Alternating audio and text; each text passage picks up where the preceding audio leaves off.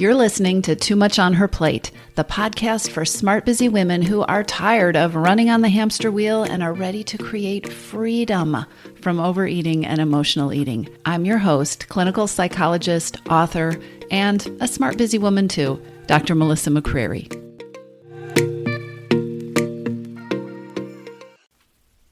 Hello, everybody. Today, I'm going to talk about comfort eating. And comfort eating is probably one of the types of eating that I get the most questions about and I hear the most frustration about. It's probably one of the most common types of emotional eating that we do when we're trying to take care of ourselves, when we're trying to deal with an emotion or squash an emotion or create some distance between us and an emotion. Comfort eating is often that kind of eating that we do when we just want to feel better. Comfort eating is a habit that's really hard to break. And it's really hard to break in great part because we believe it gives us comfort. Now, notice that I said we believe. The belief or thought that comfort eating is comforting can be so strong and so powerful that we actually forget it's a thought and we mistake it for a fact. Now, stay with me on this, okay? It's also really important to acknowledge that the urge to comfort eat usually shows up when our capacity to do something else is pretty low. The urge to comfort eat usually shows up when our willpower and our resolve and our determination, or even the energy that is required to be interested in doing something other than comfort eat, has been pretty much used up by whatever the circumstances are that have left us feeling depleted or in need for comfort or soothing or the kind of care that we believe we're going to get if we comfort eat. Make sense? The urge to comfort eat can be really powerful and it tends to hit us at very vulnerable times. Here's where everything can change though, and I want you to think about this. Comfort eating is fueled by the belief that what you're going to do once you reach into the cupboard or once you fill your bowl with popcorn or you sit down on the couch with that bowl of ice cream, you have a belief that that thing you are about to do, that eating, that comfort eating, is going to comfort you. Today, I'm going to ask you to examine and to actually challenge that belief.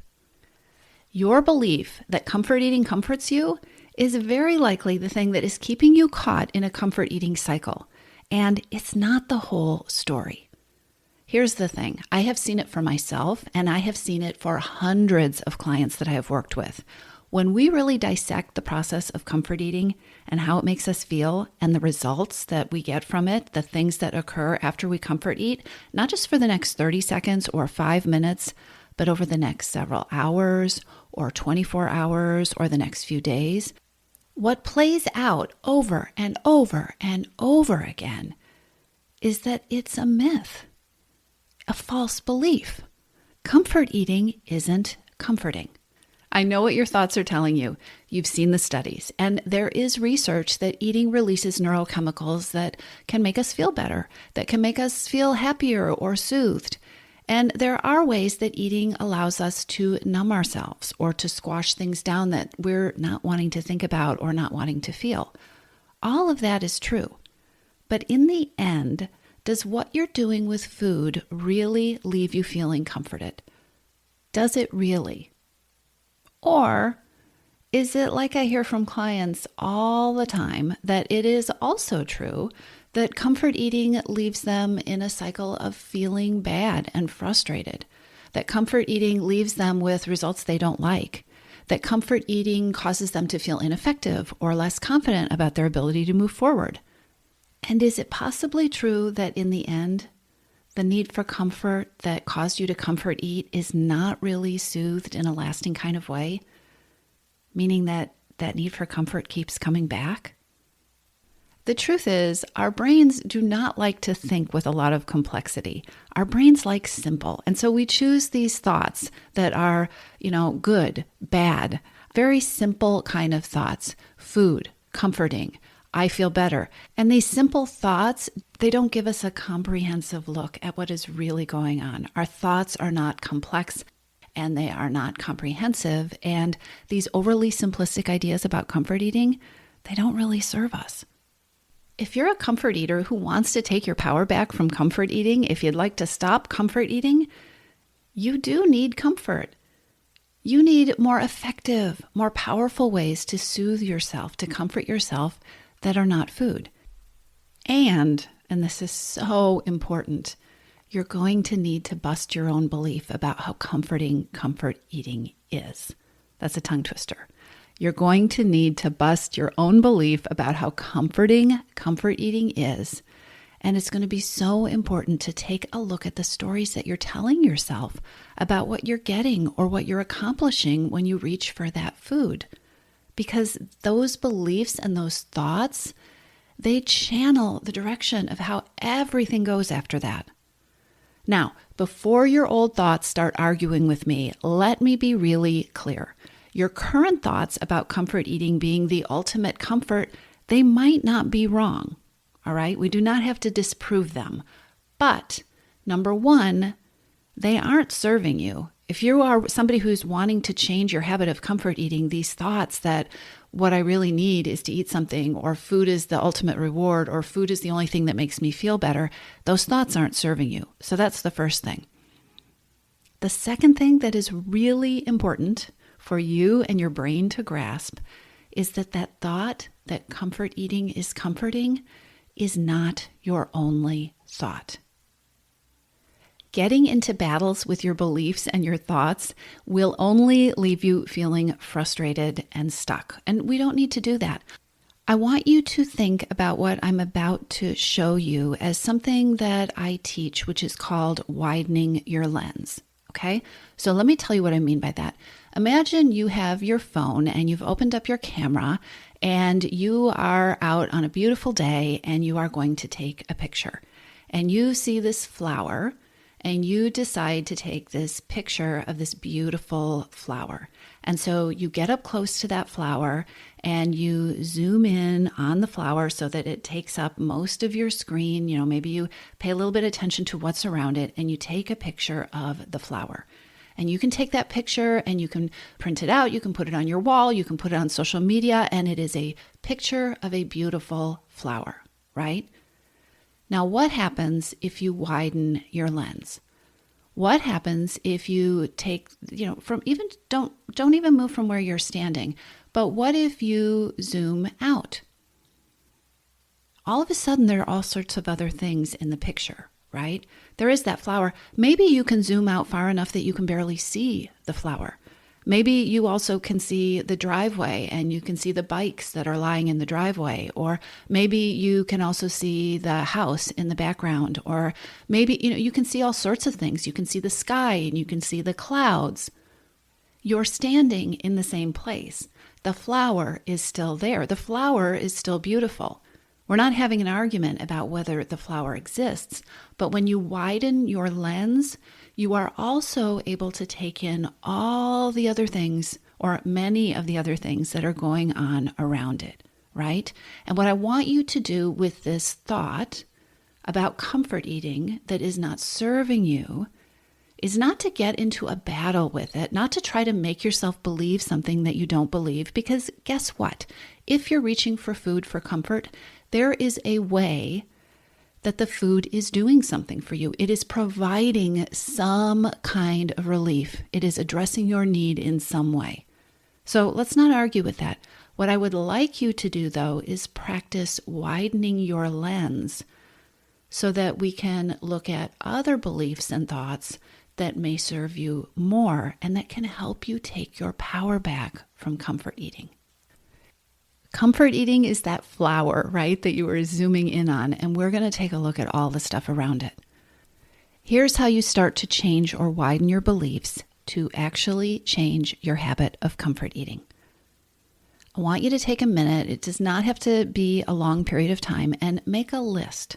Start making an honest list for yourself about all the things you really don't like about comfort eating. I want you to make a list of the negative impact it has on your life, the negative feelings that might come up for you after you've given into comfort eating or after you've had a day of comfort eating. I want you to make a list that includes the need for comfort that probably boomerangs back, and pay attention to how soon does that need come back, whether it's a couple of minutes or a couple of hours or a couple of days. I want you to pay attention to the way you feel physically. Really, I want you to tune in. How do you feel physically after you have done some mindless or some very mindful comfort eating? And remember to widen your lens, right? So how do you feel during? How do you feel a few minutes later? How do you feel 4 hours later? How do you feel in the middle of the night? How do you sleep? Especially if you are comfort eating at the end of the day or in the evening, how is your sleep affected? How's your rest? How do you feel when you wake up in the morning? What are the thoughts that you tend to have after you've been comfort eating? And are they comforting?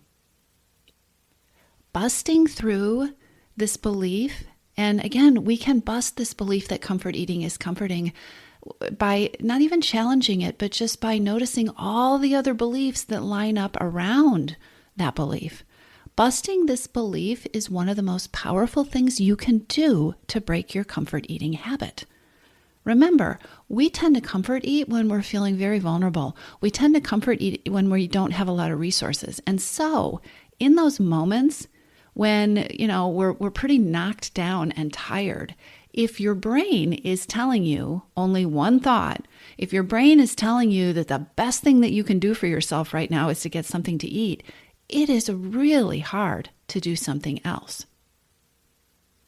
But once your brain starts to tune in to those other thoughts that are in your wider lens, once your brain isn't so sure that comfort eating is going to feel so great, once your brain maybe starts to tune into what it is that you really need, or maybe as time goes on, you start to create some ideas about other things that are rewarding or soothing, you are on the path. You are systematically taking your power back from comfort eating, deflating the power that food has in those moments when what you want is comfort or soothing or a break. And about this list that you're making, here's something that is super important. I have seen this process go one of two ways.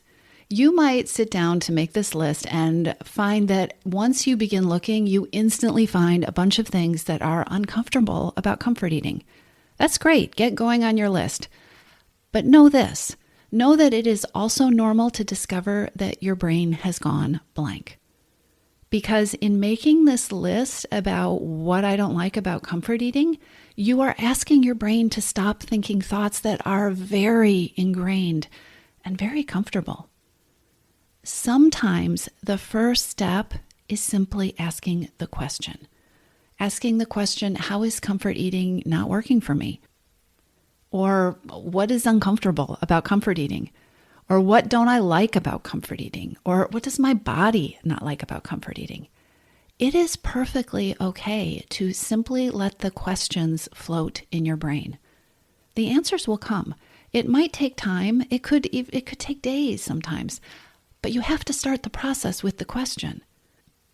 And once you've busted your own beliefs or found other truths to complement those beliefs about how comfortable and comforting and also about how uncomforting comfort eating is for you, the next step is going to be finding ways to comfort yourself or to soothe yourself to feel better that have nothing to do with food but are way more effective than the comfort eating ever was. So I'm going to include a link in the show notes to a free cheat sheet that I have for you. You can download it right there. It's 30 ways to soothe without food. And the idea is to give you some ideas, to give you some things to experiment with, and to also give you some material so that you can start generating the strategies that are going to work best for you so that you can work to end your comfort eating habit. But remember, it starts by tackling that belief. The most powerful thing, the glue that is holding your comfort eating together, is the belief, the thought, and it is just a thought, it is not the truth, that comfort eating is the ultimate way for you to get comfort. So go challenge your beliefs, create some new ones, take a look at what shows up when you widen the lens, and then go to the show notes for the link that you can use to download the cheat sheet. I'll talk to you soon. If you're ready to lose your overeating and emotional eating habits, and you are ready to step into a relationship with food that fits you, one that doesn't rely on willpower and deprivation, then now is the time to join your missing piece. Enrollment is open, and this is the perfect time to join me. Go to toomuchonherplate.com/freedom, or just click on the link in the show notes. Your Missing Piece is the program where I show you step-by-step how to create freedom from overeating with a unique combination of psychologist-designed, personalized work with me, coaching, and smart strategy. You'll learn how to reclaim your power, ditch the diets, and create results that are built to last. Check it all out at toomuchonherplate.com/freedom, and I'll see you inside.